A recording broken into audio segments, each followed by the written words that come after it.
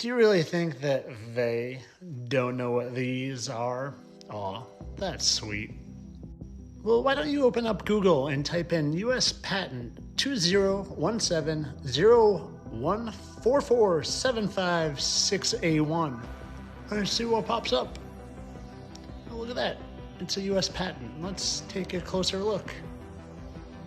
Oh, it's for drones. It's for 6-foot drones. How very interesting. 6-foot drones that just happen to have lights in the middle of them, and little landers. That's so coincidental.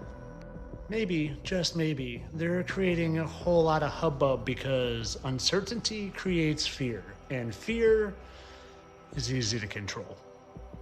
What I recommend, though, is do some fasting and some praying and get your discernment ready, because I do think something is coming.